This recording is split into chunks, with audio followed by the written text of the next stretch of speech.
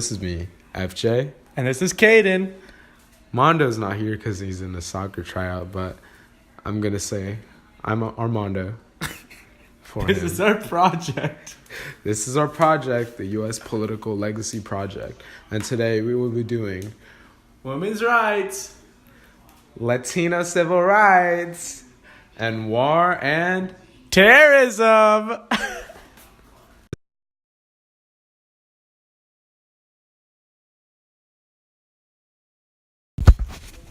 This graph is going to show you how liberal or conservative women's rights were from 1960 to 2000 now. From 1960s to 1965, it was considered very liberal because women's movement was starting to get going. In 1961, Hoyts v. Florida made it far less likely that women to be called to jury service. This is conservative because it's holding back equality from women and giving men the upper hand. In 1963, Congress passes the Equal Pay Act, promises equal pay for all. It makes a major triumph against restrictive labor laws and company regulations on the hours and conditions of women's work, opening many previously male-only jobs to women. Also in 1964, Griswold v. Conneaut, the Supreme Court outlaws one of the last state laws prohibiting use of contraceptives by married couples. From the 1970s to 1985, it started becoming very conservative. In 1971, Philip v. Martin Marietta Corporation, the U.S. outlaws the practice of private employers refusing to hire women with pre-scholars. This is liberal, but in 1972, Phyllis Schlafly, an anti-feminist group and conservative religious groups battle against the women's rights movement. Also in 1972, Congress passes the Equal Rights Amendment. But in 1982, the Equal Rights Amendment was shut down in defeat. Not enough states approved of the amendment. From 1985 to the 2010s, it started becoming very liberal, and it continued on this flow.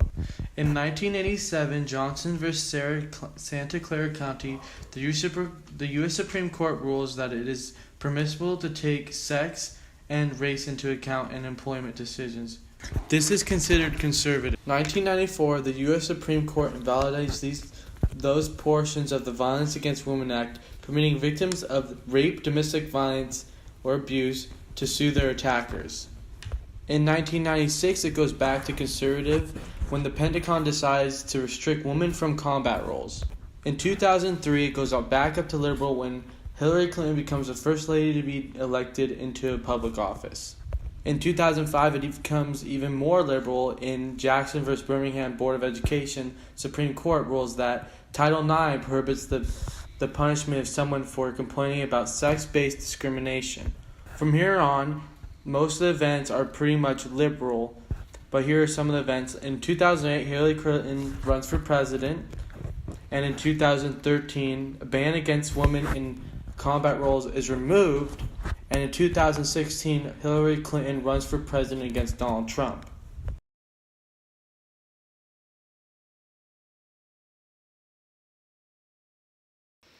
(1960) Liberal because JFK was running for office with the help of Dr. Garcia to help the Latinos vote. Garcia forms the Viva Kennedy Group. In 62, Operation Peter Pan, mass exodus of Cubans sending their kids to the USA. Also 62, Community Service Organization turns down Cesar Chavez's request as a president to organize farm workers. Then he created the National Farm Workers Association. 1964, Congress passes the Bracero program that encourages Mexican labor to take over jobs from the men who went to war.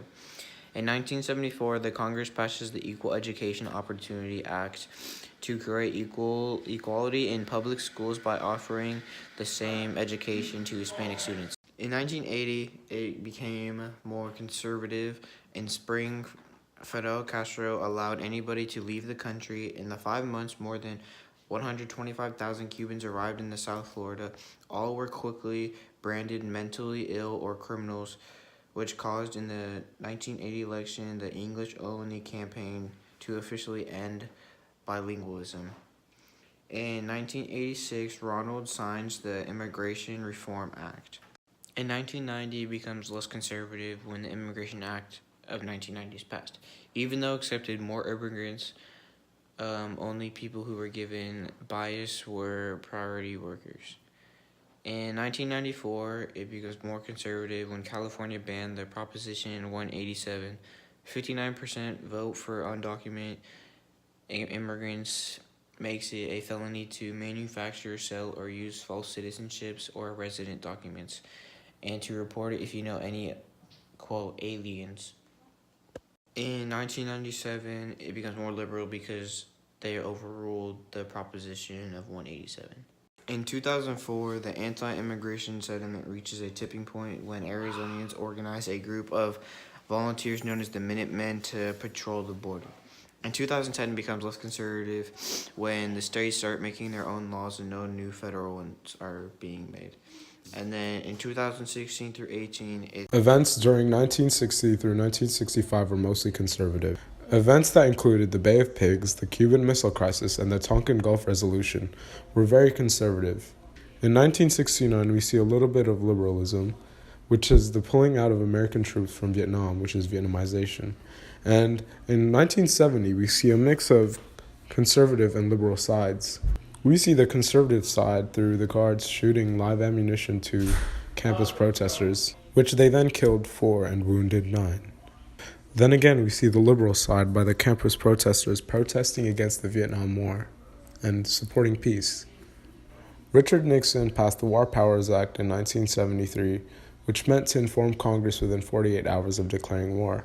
This was a liberal move because it showed that the military was getting too powerful.